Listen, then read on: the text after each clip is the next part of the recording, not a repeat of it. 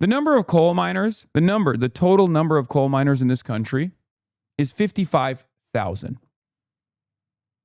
That is the number of Arby's workers in like 3 states. What do you think is a better representation of the working class in modern American society?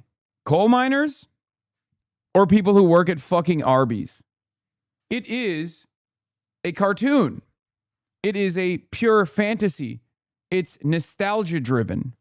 It's not driven by the actual analytics. That is the reality. We have more meat miners at Arby's than coal miners in West Virginia.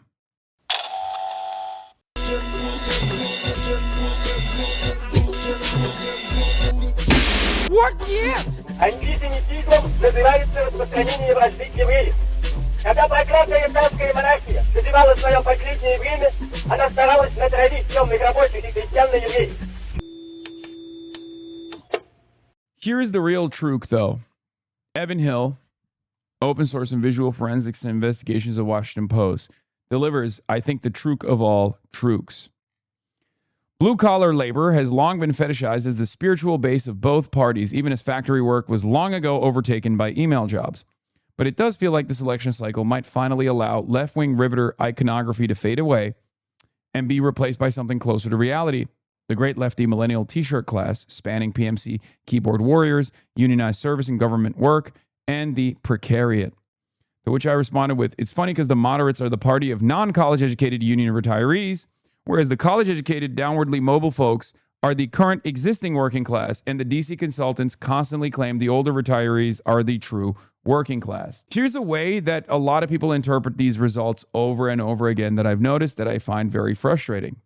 They always say, look at these poor districts. They're going to the moderates. They did this with Adriana Espaillat. They did this in the Abdul race, right? They did it over and over again. And what's really interesting about this is that it's actually not it's not the reality. It's this fantasy that we as Americans have of what it means to be working class in the United States of America. One example that I always used to use is one that is commonly deployed by the Republicans, coal miners. Donald Trump made coal miners a major issue in 2016, and he even harkened back to it in 2020. Okay? The idea of blue-collar labor, coal miners. The number of coal miners, the total number of coal miners in this country is 55,000. That is the number of Arby's workers in like 3 states. What do you think is a better representation of the working class in modern American society? Coal miners or people who work at fucking Arby's? It is a cartoon. It is a pure fantasy. It's nostalgia driven. It's not driven by the actual analytics. That is the reality. We have more meat miners at Arby's than coal miners in West Virginia. It is this romanticized understanding of blue-collar, hard hat-wearing workers when the modern contemporary labor force in the United States of America is increasingly people who sit at a fucking desk or people who sit behind a counter. That's the current downwardly mobile, millennial, overeducated, college education having labor force. That is what the current labor force looks like. So DSA is actually still very much at the heart of that movement. Stand behind a counter. Sorry, did I say? Yeah, not sit behind a counter, stand behind a counter.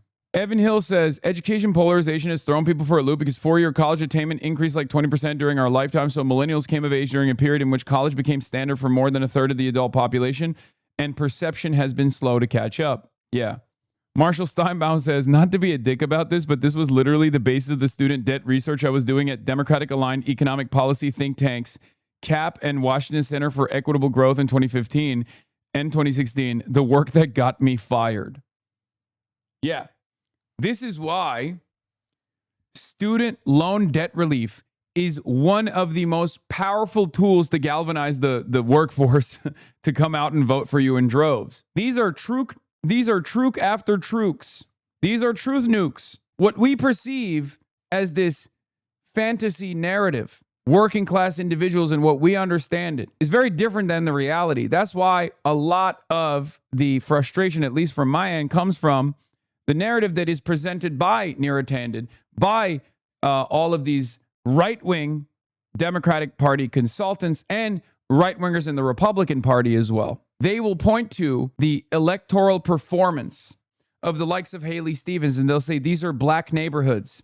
Black neighborhoods went out in droves for Haley Stevens. But what they fail to register, often by design, is that the non-college educational attainment of the black voting bloc that went for Haley Stevens has nothing to do with their current status in the labor force. As a matter of fact, it's probably more likely that they have a higher degree of wealth because they are more likely to be homeowners than the younger black voters, okay, which obviously swung to Abdul, and less likely to be in the labor force in general. That's it. That is the interesting predicament here. So the way that we perceive the moderates or the true working class is actually totally wrong. It's totally wrong. It's boomers. Boomers are the ones that voted for Haley Stevens broadly, right? And boomers love to vote. They love to vote in the primaries. They love to vote in the general. And they hate the Republican Party, and they will always vote against the Republican Party, especially black boomers are the most reliable voting bloc for the Democrats, right? Those guys are not going to, sit this one out. They're going to vote for Abdul El-Sayed. They don't want Mike Rogers. But what you have to remember is, and I hate to say this because, people love to live in this fantasy land, but those guys are retirees. The black boomer voting bloc is oftentimes used as a talking point to say this is the true working class. And perhaps, 30 years ago, they were.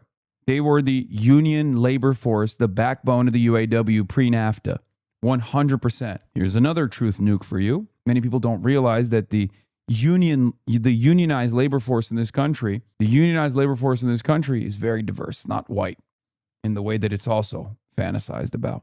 As a matter of fact, there's a higher degree of labor union participation in the black working force in this country than the white labor force. Black people have a higher union density and higher union participation. But that's the thing. Yeah, black women make up a large percentage of the unionized labor pool today. Yeah. Nurses, teachers, healthcare sector jobs. People don't realize that. So our understanding of college educated, overly educated white voters is totally silly. These are downwardly mobile, college educated millennials who are absolutely at the heart, at the epicenter of the working class right now. They are the American labor force.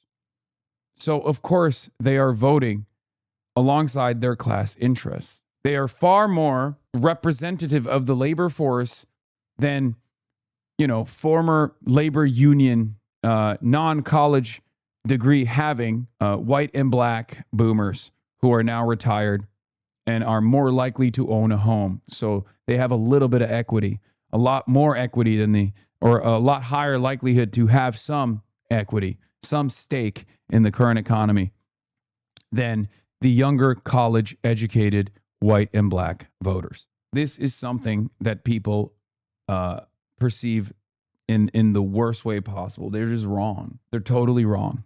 So with that knowledge, now that you're equipped with that, you can interpret the results a lot better.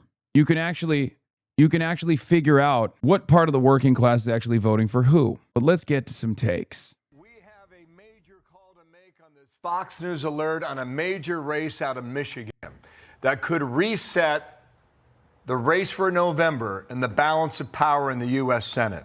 Abdul El-Sayed, age 41, ran for governor 8 years ago, unsuccessful against Gretchen Whitmer.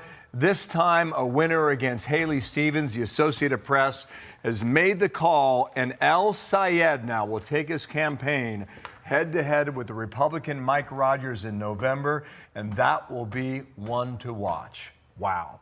Dana's out today. I'm Bill Hemmer live here in New York City as we roll on, but waiting on it. Now we have it, Aish. We have What it. do you It is think? a major shakeup, I think, for establishment Democrats who were backing Haley Stevens. I'm Aisha Husney. The other question is, how did the polls get it so wrong? This guy was up by double digits, Bill, and now we're looking at a 1-point lead, winning this primary by just 1 point. And is this a big wake-up call that El-Sayed needs to be more compromising, perhaps, from now on as he... Like, why is the commentary? I'm sorry, but does it not alert you at all? Does it not alarm you at all that the commentary from Fox News is identical to CNN? This is what Neera Tanden is saying. Do you think these guys care about our movement? Do you think these guys are our opposition, or do you think they're doing us a favor? Do you think they're doing us a favor and telling us what Abdul should do to win? And if you don't believe that, at all, why would you hear the exact same message coming from a Democrat and think, that's it, that's great?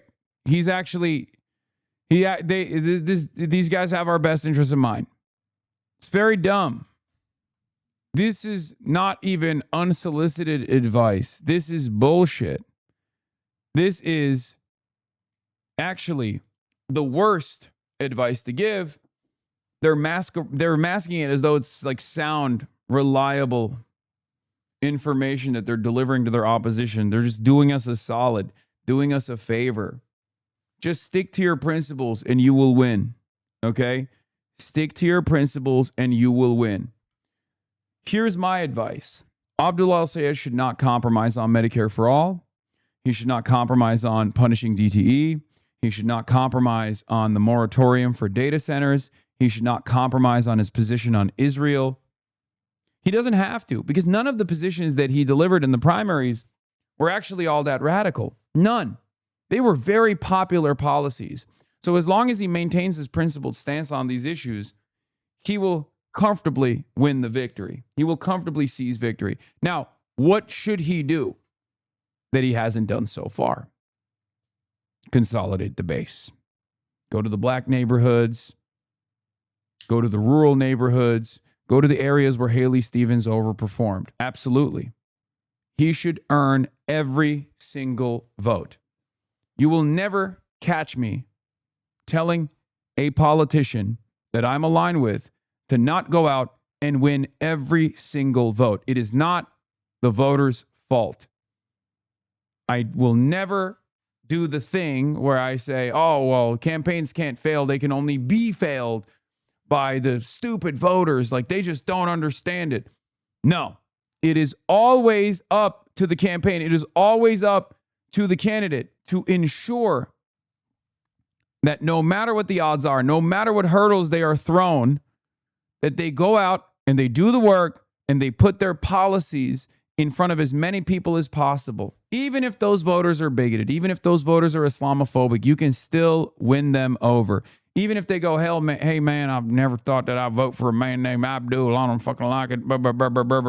I heard you did 9/11. I heard you're Al-Qaeda. You tell them, look, man, that's not the case. And I'm pretty sure you probably know a lot of Abduls. I mean, we live in Michigan after all. Here's the reality. They're saying that about me because I speak out against Israel. I speak out against the money that we're sending to Israel because I want that money to be spent here in Michigan. Boom. That's how you win those guys over. You have to do that. There's no telling people to fuck off, okay? There's no telling people to just say, of course you're going to vote for me. What do you want, the Republican to win? That is not a way to secure a victory. And I am unbelievably confident that Abdul will do just that because he did just that in the primaries. Okay? He did that. Here's the other thing. Abdul knows that because his name is Abdul Rahman Mohammed El-Sayed. He loves this country. And he grew up in this country, and he was always an overachiever in this country with that name. So he knows what the hurdles look like. This is, in some instances, actually in many instances, why these candidates like Zoran are actually a lot better than an unassuming, white boy because they have to be overachievers. You have to be exceptional. If your name is Barack Hussein Obama, you have to be exceptional, especially if you have the audacity to run for president as a black man whose middle name is Hussein. Okay? That's just the reality. And when I say exceptional, I'm not talking about like how he governed, right? I'm not talking about what Obama did as president. I'm talking about what it takes to get to that position with that background. Yeah. Don't make me point to the sign of the candidate that had dropped out with the white name defending, or the candidate who dropped out with the white name winning the race over the candidate with the Muslim name that Donald Trump had endorsed. That's how easy it is at times, especially on the Republican Party side.